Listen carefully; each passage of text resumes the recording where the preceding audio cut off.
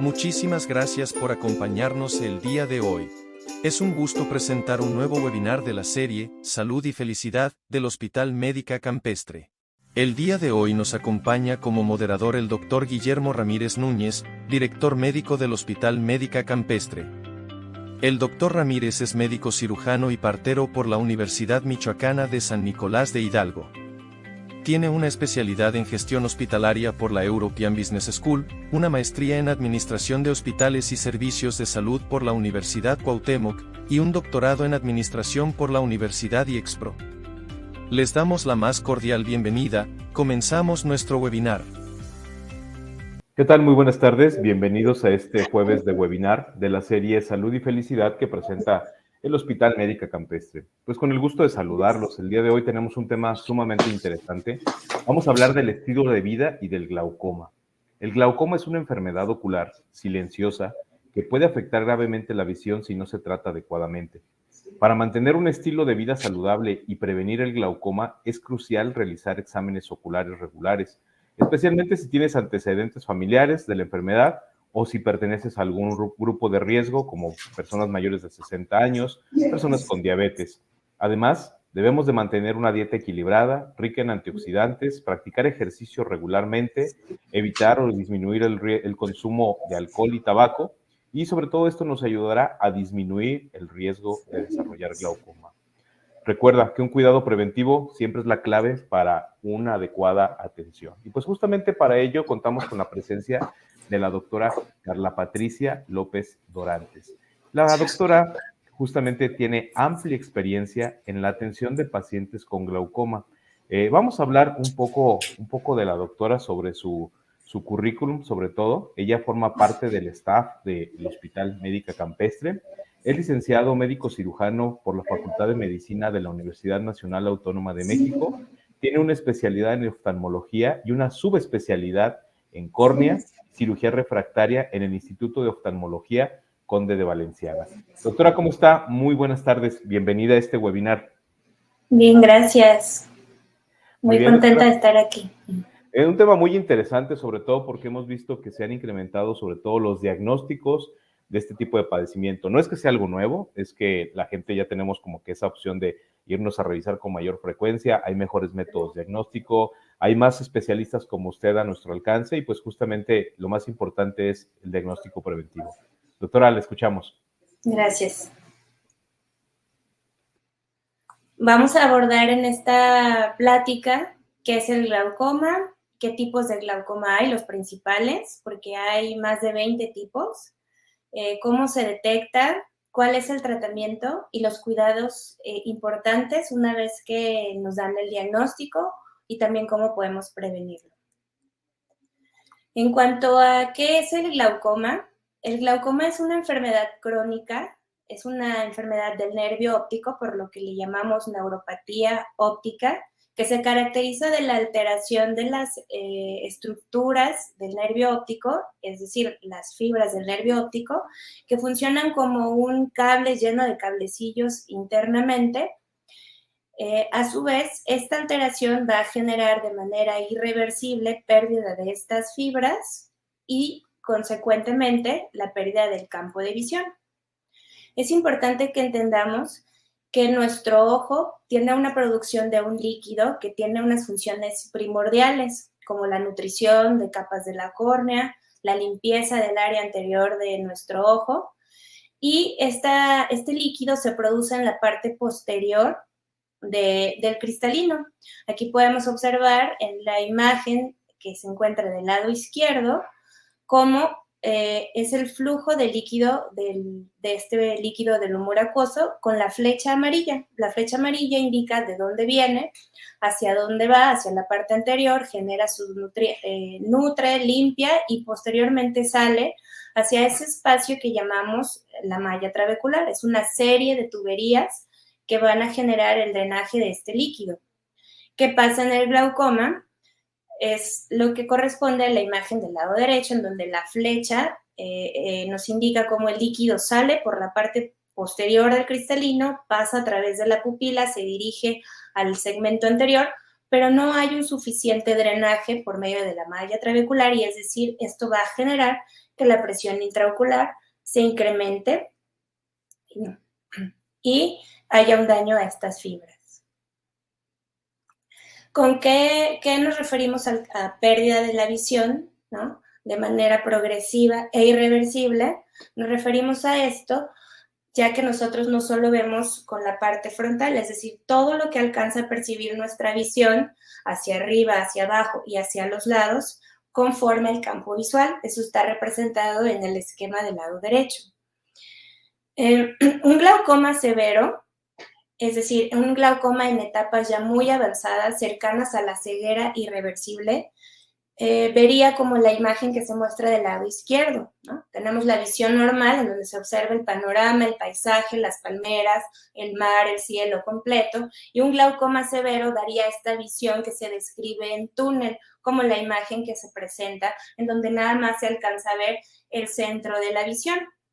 Sin embargo, el glaucoma empieza en etapas leves, en etapas moderadas, y no es perceptible, ya que nuestro cerebro, que es el que recibe la información, que viene de parte del ojo y del nervio óptico, hace una interpretación. Entonces, el cerebro, al detectar parches que faltan, va a generar como un pixeleo de la imagen y va a seguirle dando a la persona una interpretación de una imagen completa. Y es por eso que el 50% de las personas que padecen glaucoma no saben que lo padecen, porque en la mayoría de los casos es asintomática, y para que lleguemos a una visión como la de la imagen, estamos hablando de una etapa ya muy avanzada. ¿Qué factores de riesgo conocemos del glaucoma? Bueno, muchos ya los mencionó el doctor Guillermo. Voy a hacer un recordatorio, voy a pausar un poquito en cada uno. La edad mayor a 50 años. Es decir, que a partir de los 50 años se incrementa el riesgo de padecer alguno de los principales tipos de glaucoma. Otro factor de riesgo es el uso de corticoides, ya sea a nivel tópico, es decir, en gotas, así como también lo es por otras vías. Para muchas otras enfermedades se utilizan corticoides. Es importante acudir a una consulta oftalmológica si utilizan este tipo de medicamentos. ¿Algún antecedente de golpe en la juventud? Es común que pasen algunos golpes, a veces acudan o no a una consulta, pero queda ese antecedente, y ese ojo que recibió el golpe debe de ser valorado a lo largo de la vida, porque puede presentar en algún momento algún incremento de la presión intraocular y esto generar un daño a su nervio. Familiares con glaucoma de primera línea incrementan el riesgo altamente de poder padecer esta enfermedad, por lo que recomendamos que si alguna persona tiene en su conocimiento algún padre, madre o hermano con glaucoma, debe de comenzar las revisiones a partir de los 40 años, una vez al año. Y hay ciertos grupos étnicos, como nosotros, los latinos, tenemos mayor presentación de ciertos tipos de glaucoma. Aunque nuestra epidemiología no está tan clara, con números tan exactos, se ha visto que han incrementado los diagnósticos en glaucoma de ángulo cerrado. Entonces, para distinguir, vamos a dividir en dos subtipos de glaucoma, que son los glaucomas principales, son los glaucomas primarios. Este es el del ángulo abierto y el de ángulo cerrado. Entonces, para el glaucoma de ángulo abierto, tenemos algunos factores de riesgo particulares, ¿no?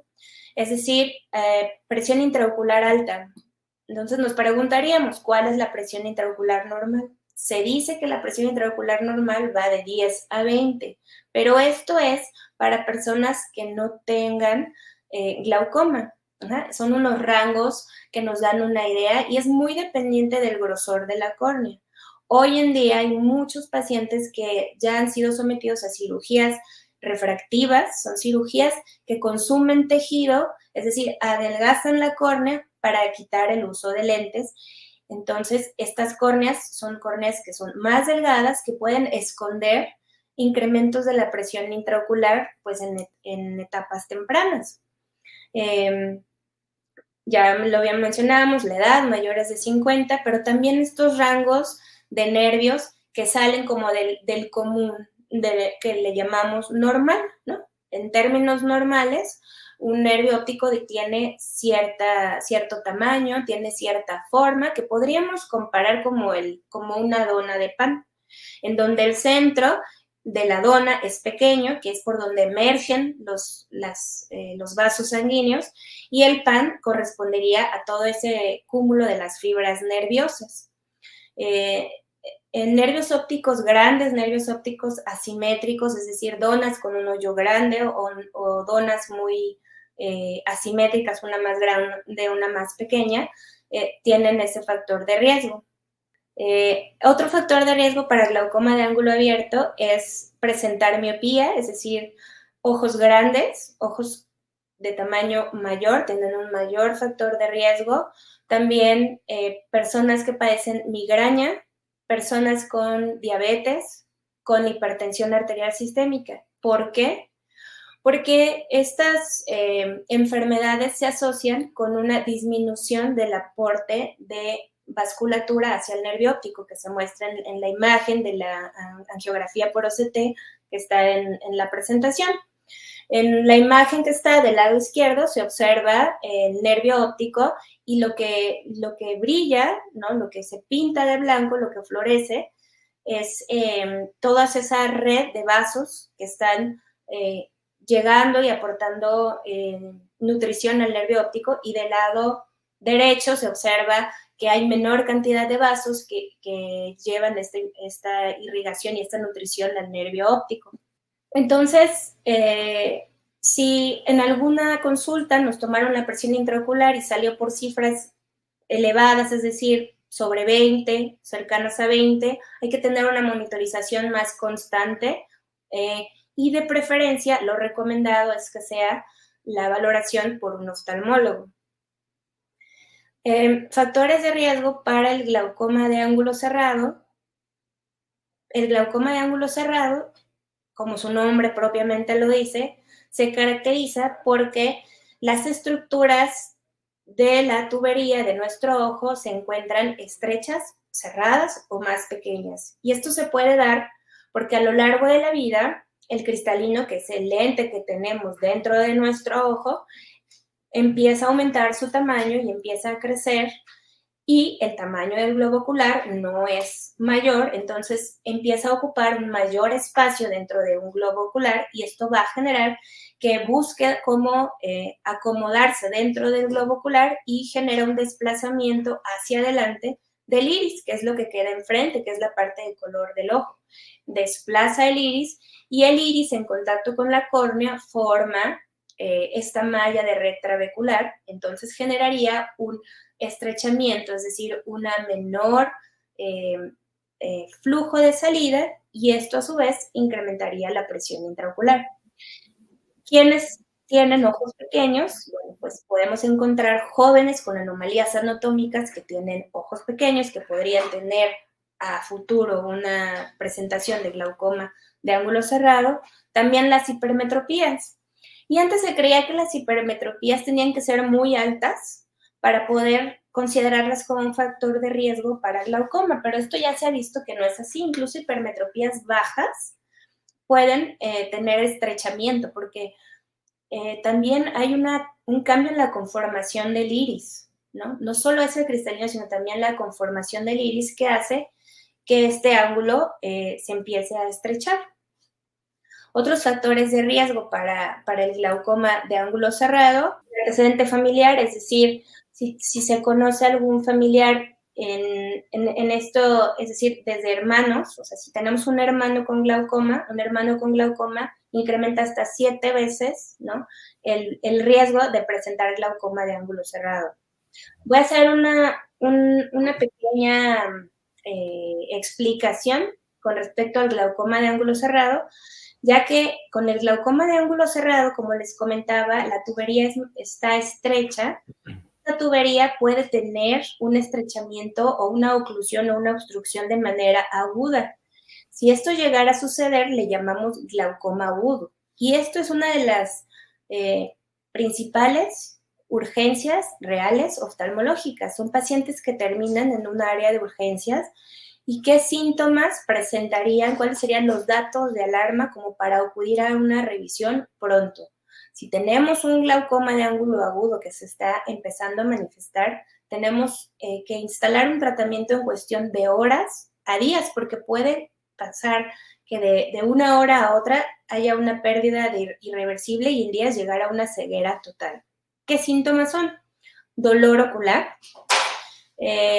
ojo rojo, visión borrosa, molestia a la luz, y el dolor ocular tiene una peculiaridad. El dolor empieza en el ojo, incrementa el dolor y se irradia a todo el hemicráneo, ¿no? Entonces, incluso este dolor puede llegar a ser tan severo y la presión puede llegar a estar tan elevada que pueden presentar náusea y vómito. Entonces, a veces se pueden confundir con otros diagnósticos.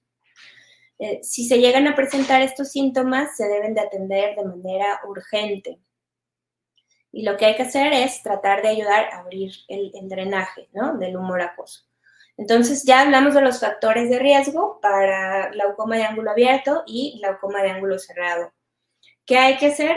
Comenzar una revisión si tengo un antecedente de un familiar con glaucoma desde mis 40 años. Desde mis 40 años comenzar a tener mis revisiones. Si soy miope, si padezco diabetes, si padezco hipertensión arterial sistémica, y si tengo algún antecedente familiar, a partir de mis 50 años, comenzar nuevamente a hacer mis revisiones. Si tengo hipermetropía, aunque sea leve, si empiezo a notar cambios frecuentes en mis lentes, que esto sucede mucho con las personas de hipermetropía baja. Estamos acostumbrados a generar una acomodación mucho tiempo, por muchos años, y de repente empezar a tener cambios de lentes, afectaciones a la visión. Ese también es un dato para acudir a una revisión. Hay síntomas que se describen que nos pueden hacer pensar de glaucoma, pero en realidad de un 60 a un 75% de las personas que padecen glaucoma no tienen ni un solo síntoma, son asintomáticos. ¿Qué síntomas sí podrían presentar algunas personas? Un dolor ocular, ¿sí? Se describe que el dolor ocular puede ser más intenso durante la noche. También se pueden presentar, ver halos de colores como arcoíris alrededor de luces. Eso también habla de una presión intraocular elevada. Y, bueno, les comentaba, empiezan a tener cambios de lentes, están usando lentes frecuentemente. Básicamente, se encuentran esos síntomas, pero la mayoría de las veces el glaucoma se detecta en una consulta porque entró un cuerpo extraño, por una conjuntivitis. La mayoría no tienen síntomas. Además, quiero comentar que yo en lo particular he percibido que hay personas que tienen un umbral muy alto al dolor. Entonces hay personas que tienen presiones muy elevadas y no tienen dolores. O también pueden asociarlo a dolores de cabeza o migrañas. Entonces, si has padecido dolores de cabeza frecuentemente, recomiendo una valoración oftalmológica. Si tienes migraña de reciente aparición, también es recomendado una revisión oftalmológica para detectar. Ya hablamos de los factores de riesgo para glaucoma de ángulo abierto y glaucoma de ángulo cerrado. Ahora vamos a hablar de cómo podemos saber si tenemos glaucoma, ¿no? Entonces, ¿cómo podemos saber si tenemos glaucoma? Lo que necesitamos hacer es acudir a una revisión oftalmológica. ¿Qué me van a hacer en esa revisión? Tiene que ser una revisión completa. ¿Qué me van a hacer? Van a tomar mi visión. Claro que hay que mencionar que la visión que se toma en consulta o cuando acudimos a un lugar a hacernos lentes, valora únicamente la visión central. Entonces podemos tener glaucomas severos que ven el 100%, el 20-20 de visión, porque está valorando la visión central únicamente.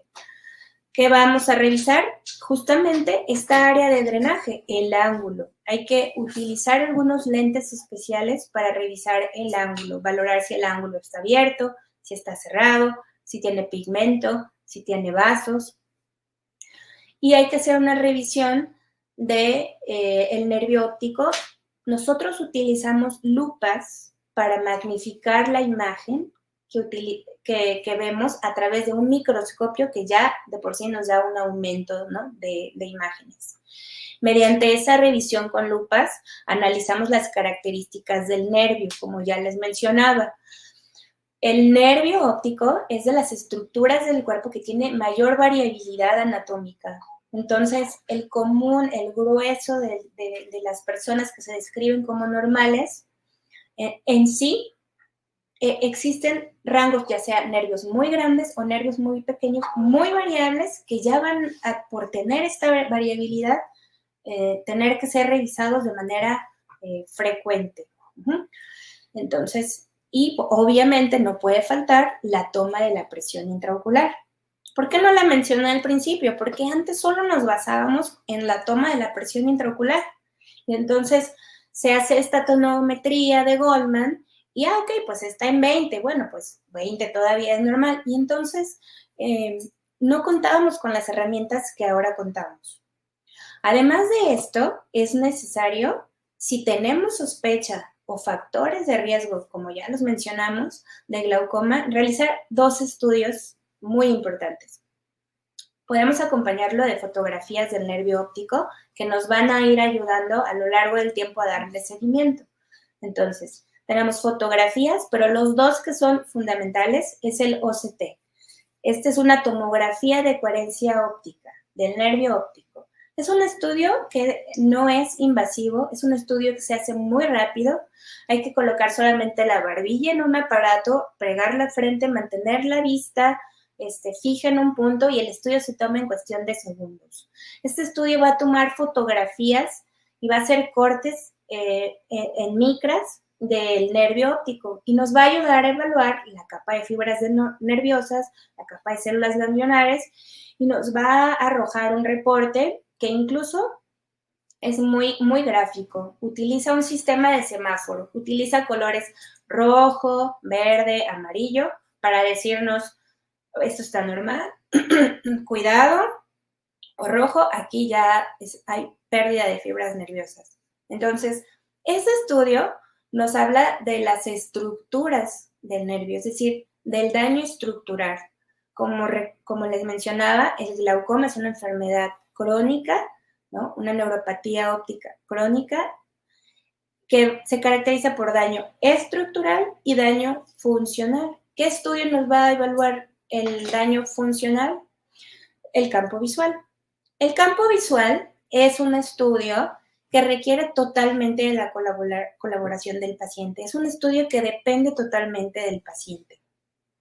Es un estudio también que se hace de manera ambulatoria. Es un aparato en el que también hay que colocar la barbilla, la frente, y en una cabina, ¿no?, ovalada, como circular, ovalada, como una cueva, se van a ir encendiendo luces y estas luces van a tener diferentes intensidades y nos va a evaluar el campo de visión. Entonces van a aparecer luces por arriba, por abajo, por los lados. Se va a evaluar primero un ojo y luego otro ojo, manteniendo la visión fija. El paciente va a presionar un botón cada vez que detecte o perciba una luz que encendió. Esto nos va a arrojar un reporte. El reporte está hecho en una escala de grises, ¿sí? Son unos puntitos que se van haciendo gris tenue y en toda la escala hasta negro. Negro quiere decir que esa fibra ya no conduce información, es un 0, es decir, una luz que encendió que el paciente no vio, y la escala de grises es qué tanta intensidad requiere el paciente para percibir esa luz. Y esa nos va a arrojar unas imágenes de si hay o no un daño del campo de visión, es decir, si hay una alteración en la función. ¿Qué recomendaciones damos cuando se hacen estos estudios? En particular para el campo visual, hay que ir con tiempo, no vayan con prisas, con toda la paciencia, con toda la disposición y con todas las ganas de cooperar para el estudio. Tiene una curva de aprendizaje, a veces se requieren hasta 3 estudios para que el estudio me salga confiable, es decir, si voy nervioso, si voy con prisa, si llevo hambre, si tengo sueño, el estudio va a bajar su confiabilidad. También es importante decir que hay que tener los ojos bien humectados, Entonces, cercano a la fecha de tu estudio, aplica lubricantes oculares. Coméntalo con tu médico. Si tienes sensación de cuerpo extraño, tu estudio no va a salir confiable. Hay que lubricar los ojos. Y si me siento muy cansado, muy nervioso, muy ansioso durante el estudio, puedo pedir pausas. Entonces, el estudio se puede pausar las veces que queramos. Se pausa, descansamos y continuamos. Entonces, estos dos estudios son importantes y son estudios que se van haciendo de manera progresiva y consecutiva, ya sea porque soy sospechoso de glaucoma o porque tengo la enfermedad. Muchos preguntan, ¿por qué tantos estudios? Bueno, porque antes solo nos basábamos en la presión intraocular, pero ahora tenemos estos estudios que son muy sensibles y que pueden detectar un daño en el nervio casi indetectable como una pérdida de visión. Entonces, estos estudios se hacen a lo largo de manera progresiva y se va detectando si van aumentando estos puntos grises, si se están haciendo gris más negros, si se están haciendo más oscuros, quiere decir que el glaucoma va progresando. Entonces, sí, efectivamente se piden muchos estudios, se requieren 4 al año para determinar la progresión de la enfermedad. Y del OCTS se requieren menos. Entonces, si el caso está controlado, si el caso está leve, pudiera ser que con un campo visual sea suficiente. Otra recomendación que doy es que lleven los estudios de manera ordenada, de manera secuenciada por fechas, es una recomendación importante. Ahora sí, vamos a hablar del tratamiento, ¿no? Y en cuanto al tratamiento, les comento que tenemos 3 tipos de tratamiento. Está el tratamiento médico, el tratamiento con láser y el tratamiento quirúrgico. El tratamiento médico es el primer tratamiento que se establece hablando principalmente en el glaucoma de ángulo abierto. Entonces, para el glaucoma de ángulo cerrado, lo que queremos, lo que necesitamos es generar una apertura del ángulo. En la mayoría de las ocasiones, cuando detectamos un ángulo estrecho o un glaucoma ya bien establecido de ángulo cerrado, a veces comenzamos con el tratamiento láser. Voy a hablar del tratamiento médico. El tratamiento médico consiste en la aplicación de medicamentos que reducen la presión intraocular. Se ha demostrado que reducir 30% la presión intraocular va a enlentecer la progresión de la enfermedad y va a controlar el glaucoma. Así que contamos con una amplia gama de medicamentos que se administran en gotas. No son pastillas, no son inyecciones, son gotas. Las gotas se administran básicamente en 2 horarios, mañana y noche o noche, ¿no? Entonces puede ser cada 12 horas o cada 24 horas y por lo general siempre se aplican en la noche. Específicamente las gotas para el glaucoma son medicamentos que vienen con conservadores. Hoy en día contamos con nuevos medicamentos modernos que nos dan una buena función y que no contienen conservadores, pero un gran porcentaje de los medicamentos lo contienen. Y esto genera crónicamente que el conservador, que es el fluoruro de benzalconio, genere cierta resequedad ocular. Entonces, siempre hay que acompañar el tratamiento de glaucoma con un lubricante ocular. Es importante que se tomen tiempo para aplicar las gotas. Su médico les puede explicar cómo aplicar las gotas. Y bueno, más adelante viene la diapositiva de cómo aplicar las gotas. Entonces vamos a pasar al tratamiento con láser. En oftalmología utilizamos diferentes tipos de láser. Hay láser que funciona cortante, es láser cortante, hay láser que coagula, utilizamos diferentes tipos de láser. El láser, como les mencionaba, se utiliza de primera instancia en glaucomas de ángulo cerrado, cuando queremos ayudar y vemos que es viable hacer una mayor apertura del ángulo, utilizamos un láser que mediante cortes que hace el láser, no es un láser jack, va a generar la abertura del iris. Y es como crear una pupila microscópica periférica que va a ayudar a que haya otra vía de salida del humor acuoso. También se puede utilizar el láser para adelgazar el iris. Este iris grueso, este iris que obstruye, nos ayuda a echarlo para atrás. Hay láser que se aplica directamente al área del trabéculo, ¿no? Nos han ayudado a bajar incluso lo que reduce un medicamento tópico, ¿no? Y hay láser transescleral micropulsado que actúa para reducir la producción de humor acuoso. Se va escalonando el tratamiento según se va viendo la progresión. Es decir, si el paciente está bien con gotas, se mantiene con gotas. Si hay algún procedimiento con láser que ayuda a reducir, incrementar las gotas, se aplica el tratamiento con láser. Pero si esto ya no funciona, entonces pasamos a la cirugía. Y la cirugía de glaucoma lo que va a buscar es otra salida de líquido dentro del ojo. Como se ve en este esquema, con la flecha amarilla señala cómo el líquido sale por otra vía hacia la ampolla. La ampolla se puede formar con la misma conjuntiva del globo ocular y a través de las venas generar una absorción y no nada más a través del trabéculo. Por eso esa cirugía que genera otro camino de salida, otro camino de filtración del humor acuoso, se le llama cirugía filtrante.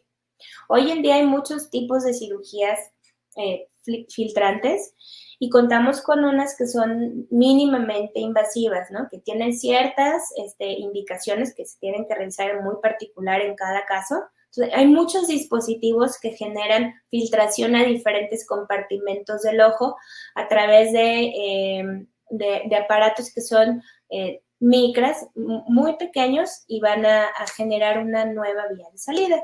También contamos con el trabectóm. El trabectóm es un microelectrocauterio que va a romper a través del canal de Schlemm, que forma una porción del ángulo, va a aperturar más las salidas, ¿no? Es como destapar el caño de nuestra casa, la tubería del ojo. Sin embargo, la cirugía que se utiliza todavía mucho más en nuestros días es la trabeculectomía. Es la que se realiza más constantemente y esta genera una filtración, pero a través de las estructuras de nuestro ojo, a través de hacer un bolsillo, una cartera en la esclera, que es la parte blanca del ojo.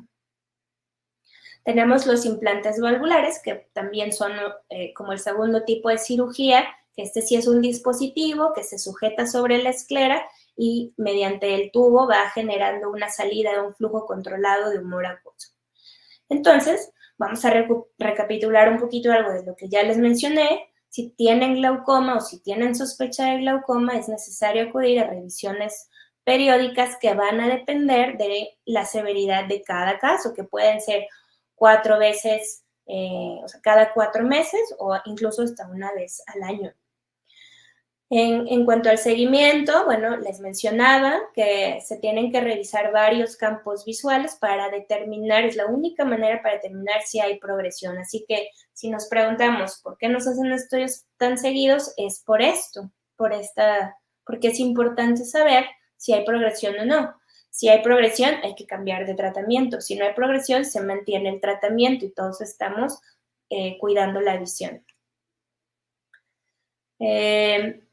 Entonces, si el tratamiento médico es el que usamos de primera intención y tratamos de utilizar por mayor tiempo, es importante que nunca se suspendan las gotas. No hay excusas para suspender las gotas, ni porque ya voy a tener mi consulta en 2 o 3 días. Esto puede generar dificultad para el médico para poder saber si la presión en ese momento de la consulta está alta porque se suspendieron las gotas o porque el medicamento no está funcionando. Así que las gotas no deben de suspenderse. La aplicación de gotas es acostado, hay que tomarse el tiempo. Se baja el borde del párpado inferior, y ahí es donde tenemos una bolsita. Esa bolsita es donde podemos colocar el medicamento. Este es el fondo de saco, ahí cabe una gota, con una gota es suficiente. Entonces, si se juntan las gotas, como les comentaba, usamos para la presión y para lubricar, hay que dejar pasar, hay que darle tiempo a cada gota y es de 5 minutos. Entre gota y gota, 5 minutos. Recomiendo también cerrar los ojos posterior a la aplicación de la gota para mejorar la absorción. Si se derrama algo, hay que secarlo, ya que algunos medicamentos tienen algunos efectos adversos como pigmentar la piel, entonces hay que secar. Y para algunas personas que tienen alguna enfermedad sistémica, también se sugiere hacer oclusión del punto lagrimal, que es colocar los dedos índices sobre la comisura interna del ojo por 5 minutos, que son los 5 minutos que esperamos a que absorba. Mencioné también que se recomienda utilizar lubricantes. Ahora, si una persona utiliza gotas para glaucoma y también usa lente de contacto, debe retirar el lente de contacto para colocar las gotas, si no su lente de contacto se daña. Y ya entrando en lo del estilo de vida, pues es importante comentar que no todas las personas con glaucoma van a poder manejar. Todo va a depender del grado de severidad que tengan de su glaucoma. Y eso se va a evaluar con sus campos visuales y con la opinión del oftalmólogo que lo atienda. Se pueden ayudar de espejos laterales. Hay que estar volteando todo el tiempo a los espejos laterales, viendo al retrovisor, y se pueden añadir espejos panorámicos. Manejar de manera más segura es durante el día, y en la noche se recomienda que sea lo menos o acompañados. Y como ya había mencionado el doctor Guillermo, bueno, para el glaucoma específicamente, para disminuir la presión intraocular, se recomienda un ejercicio cardiovascular lento y sostenido, como la caminata, la natación. Se recomienda yoga, tai chi. En yoga, excepto las posturas de inversión, ¿no? Estas de parados de cabeza, esas no se recomiendan, esas elevan la presión intraocular. Y esto se recomienda al menos 20 minutos diarios, 5 días a la semana. Hay un glaucoma, que es el glaucoma pigmentario. El glaucoma pigmentario estaría contraindicado hacer ejercicio. Por eso es importante conocer qué tipo de glaucoma tengo. El hacer este tipo de ejercicio ha demostrado que puede reducir la presión intraocular de 2 a 4 milímetros de mercurio, así como bajar de peso. Mantenernos en un peso ideal o bajar hasta 4 kilos de peso, si es que tenemos sobrepeso, equivale a la reducción de presión intraocular que nos da un medicamento hipotensor. El tabaco, pues sí, empeora el glaucoma del mismo mecanismo como la diabetes o la hipertensión. Es un potente vasoconstrictor, va a adelgazar las arteriolas y esto va a disminuir la cantidad de flujo sanguíneo que le lleva al nervio óptico a la retina y sí hace que el glaucoma progrese. Tener una dieta rica en antioxidantes naturales, o sea, comer muchas frutas, verduras, bajar las grasas de origen animal, carnes blancas, es decir, hacer un cambio de estilo de vida va a beneficiar a que el glaucoma se pueda controlar. La cafeína también ha mostrado que de la misma manera como el tabaco, al ser un vasoconstrictor, puede aumentar la presión intraocular de 2 a 3 milímetros de mercurio. Tomar líquidos, lo recomendado es hacerlo de manera lenta y espaciada, porque si tomamos el líquido, 1 litro rápido, y tomamos la presión intraocular posterior a que media hora después de que tomó el líquido, la presión puede llegar a subir hasta 6 milímetros de mercurio. En resumen, el glaucoma es una enfermedad crónica y irreversible que es tratable, que se puede prevenir y que puede frenar el daño del campo visual. Recuerden acudir a sus consultas periódicamente, no olvidar las gotas. Hay muchas opciones de gotas. Sé que hay efectos adversos para las gotas, pero contamos con opciones. Es importante que lo platiquen con su médico. Hay que hacer estudios por lo menos 2 veces al año. Tener una buena comunicación con su oftalmólogo y un estilo de vida saludable, así como también se recomienda que se informen, ya sea como lo están haciendo ahora, tomando estas pláticas o buscando información adicional que les hable del panorama de la enfermedad. Eso genera mayor apego al tratamiento en las personas. El conocer qué es lo que tengo y perder el miedo es algo que también recomiendo que busquen información al respecto. Eso es todo. Muchas gracias. Muy bien, doctora, muchísimas gracias. Una disculpa ahí por las fallas técnicas que se presentaron, pero bueno, tiene perfectamente dominado el tema, doctora. Muchas gracias. Vamos a entrar a las preguntas y respuestas. Por aquí nos está preguntando Miriam. Doctora, ¿cómo se puede prevenir la progresión del glaucoma? Pues con todo lo que mencionamos, es decir, acudiendo a nuestras consultas, sabiendo si el medicamento me está funcionando o no, si hay alguna otra opción que me pueda beneficiar, porque ya hay muchos tratamientos nuevos, ¿no? Como mencionaba, los láser, pero sobre todo manteniendo un estilo de vida saludable, ¿no? Antes decíamos, no hay más, gotas y ya, ¿no? Póngase sus gotas y que no falten las gotas, y ahora sabemos que el cambiar nuestro estilo de vida puede beneficiar a que el glaucoma se controle, la progresión sea muy lenta, casi imperceptible, y que terminemos nuestros últimos días de la vida con una visión muy funcional. Entonces, ahora sí se puede decir que se pueden hacer otras cosas, otras participaciones, que es tener una vida saludable, ¿no? Como ya lo mencionamos en la plática. Uh-huh. Muy bien, doctora, muchas gracias. Nos pregunta María, aunque no tengamos antecedentes de glaucoma, ¿es conveniente que nos realicemos estudios y seguimiento? Si no tenemos los antecedentes, sí se recomienda un tamizaje, ¿no? Yo sí lo recomiendo a partir de los 40 años, ¿no? Sobre todo si hay los otros factores de riesgo y no nada más el familiar, que son muy comunes. La miopía, la hipermetropía, ¿no? La diabetes, la hipertensión, que son enfermedades que a cierta edad ya se vuelven muy comunes en la población. Entonces, si hay miopía, o sea, si alguien usa gafas, mi recomendación es hacer un tamizaje a los 40 años.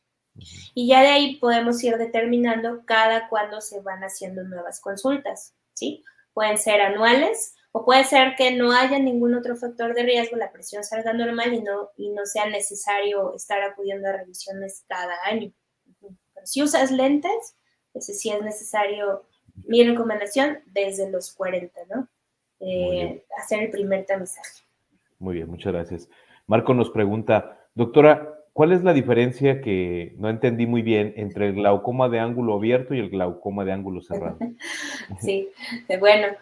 En el glaucoma de ángulo abierto, las estructuras que se encargan de drenar el líquido, o sea, la tubería, está grande, está muy grande, es decir, el ojo es grande, ¿sí? Como un ojo miope son ojos grandes, que no tiene que ver con lo que vemos en el exterior, tiene que ver con la profundidad, es decir, nosotros medimos el tamaño del ojo de adelante hacia atrás, ¿no? Se hace una medición antero-posterior. Yo puedo tener una hendidura palpebral grande, pero mi ojo ser corto. Entonces, si el ojo es grande, tiene una medida antero-posterior grande, las estructuras anteriores que conforman el ángulo, que es la córnea, que es el lente transparente, y el iris, van a tener un espacio amplio y el líquido va a fluir por ahí. En este tipo de glaucomas, el daño se da específicamente en la tubería porque se van depositando unas sustancias que van haciendo que no se limpie bien el líquido, y también hay teorías vasculares, ¿no? Como por alguna enfermedad como diabetes, hipertensión, que dañan directamente la irrigación del nervio óptico. Y el glaucoma de ángulo cerrado es de un ojo pequeño, en donde las mismas estructuras que hay en el ojo grande están en el ojo pequeño, pero más apretadas. Y conforme va pasando la edad, nosotros tenemos dentro de nuestro ojo una lupa, que es la que se convierte en catarata cuando se pone gorda y opaca. Esa lupa va empujando el iris, y el iris lo va haciendo que genere una posición con la córnea, y esto va a generar un ángulo cerrado y va a quedar ahí la tubería atrapada. Ajá. No es que tenga la tubería por dentro estas sustancias que la van tapando, ¿no?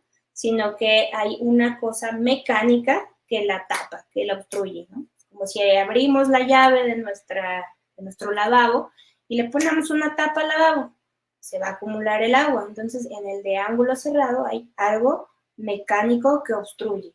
Por eso se puede aplicar láser como primera instancia para quitar esta obstrucción mecánica, o se proceden a otro tipo de cirugías, como cirugías de catarata tempranas, que se quita esa cristalino muy grande, esa catarata, y entonces se quita la tapa, ¿no? Si quitáramos la tapa de la coladera y entonces ya el líquido puede fluir. Entonces, son dos mecanismos diferentes. Es un poquito complejo porque hay que observar una imagen, ¿no? Para entender más las estructuras, pero bueno, el ejemplo de la tubería de la tapa espero que haya ayudado. Muchas gracias, doctora. Pedro nos pregunta, doctora, ¿el glaucoma puede afectar a ambos ojos simultáneamente? Sí, habitualmente el glaucoma es una enfermedad bilateral, progresiva, pero asimétrica.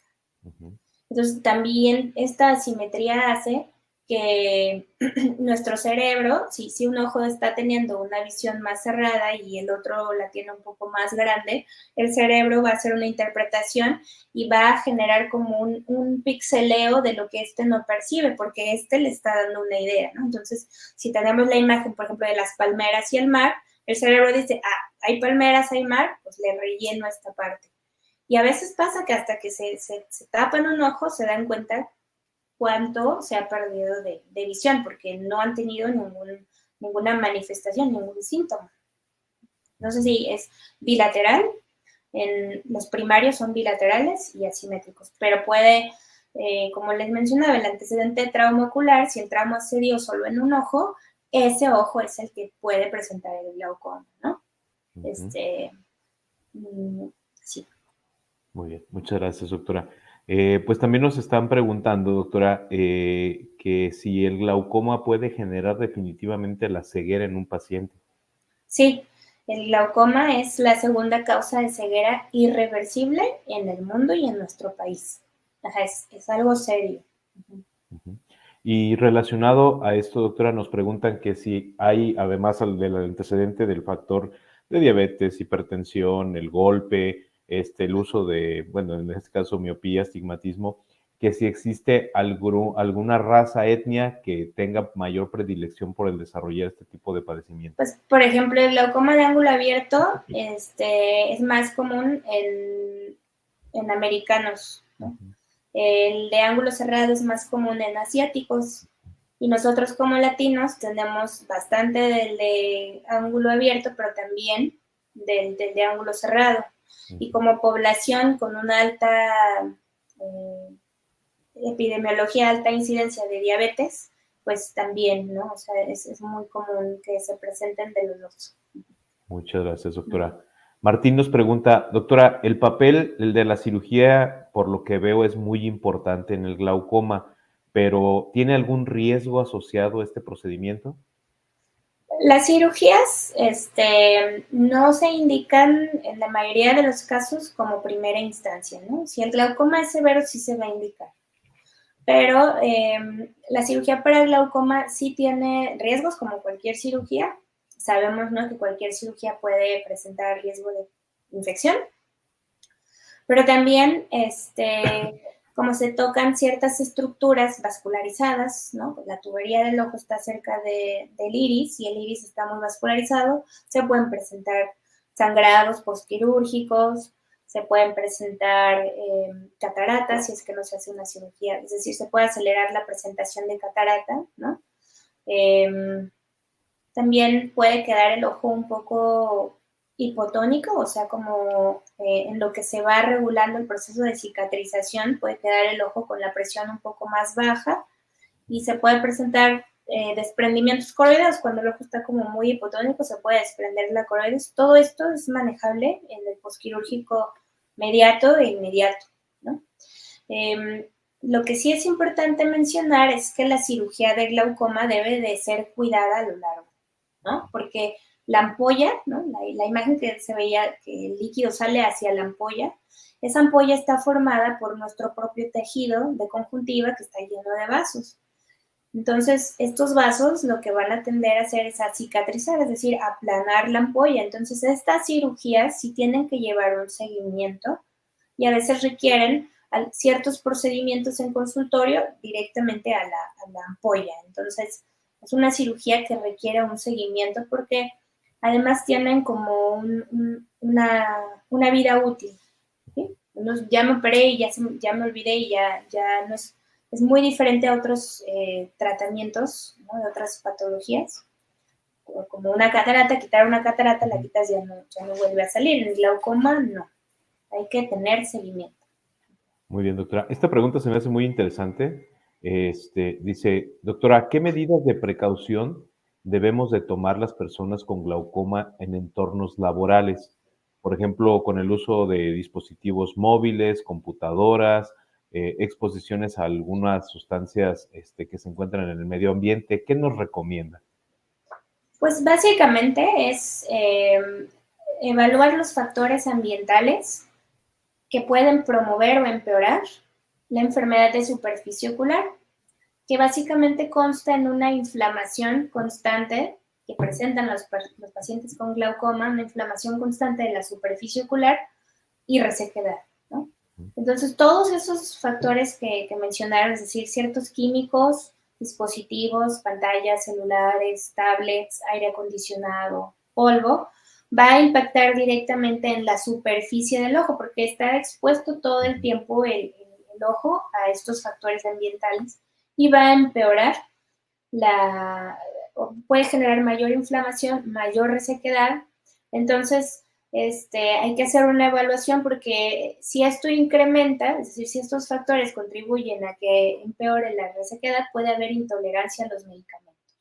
Pero sí es algo que se debe de comentar con el médico. En mi trabajo estoy expuesto a todo esto, estoy tantas horas en pantalla, tengo el aire acondicionado enfrente, el ventilador al lado, para tomar medidas, que básicamente es buscar el lubricante adecuado, la desinflamación oportuna y, si es posible, cambiar medicamentos a medicamentos libres de conservadores, ver los párpados, o sea, hacer un abordaje de superficie ocular, porque todos esos factores que mencionan, a los que estamos expuestos muchos en el trabajo, sí pueden empeorar nuestra superficie, y eso se traduce en una menor calidad visual y en una peor tolerancia a los medicamentos, o sea, mayores efectos adversos. Entonces, sí es muy importante esa pregunta.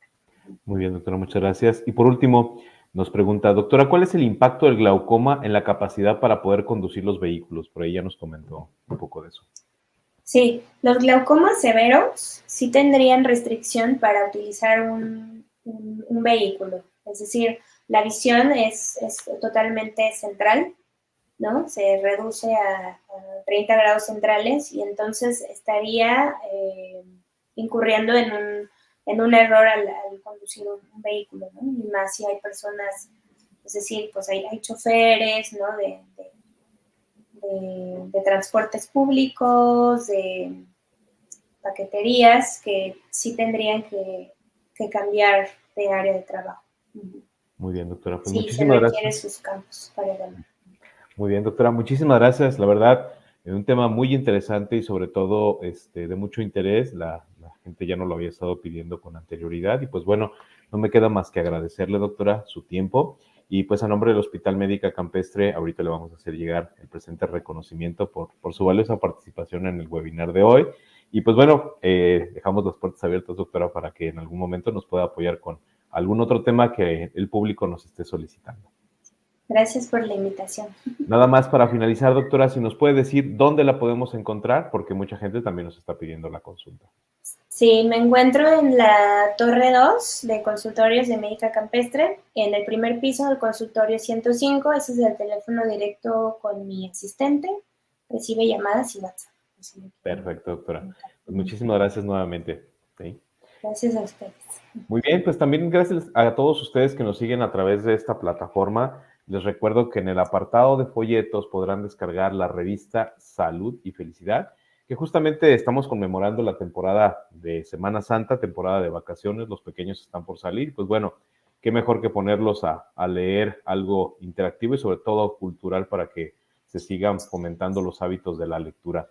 Y pues no me queda más que también recordarles que Ahí mismo en el apartado de folletos podrán descargar la presentación que la doctora nos hizo favor de compartir y que por ahí presentamos algunas cuestiones técnicas. La pueden descargar de forma completa para que si tienen alguna duda, pues con todo gusto y con toda confianza. También ahí mismo encontrarán la liga para generar la asistencia al webinar. Recuerden que son 45 minutos mínimo de asistencia en el evento para que se pueda generar de forma automática esta constancia. Y bueno, pues por aquí nos está acompañando el día de hoy Adrián y pues justamente nos comenta que la próxima semana, por cuestiones de Semana Santa y de Pascua, dejaremos pendiente los webinars, pero nos vemos el 11 de abril justamente con un tema muy interesante. Nos acompañará un neurólogo y a lo largo de estos días estaremos subiendo la publicidad a través de las redes sociales. Muchísimas gracias, doctora. Gracias, Adrián, y gracias a todos los que nos ven desde casa.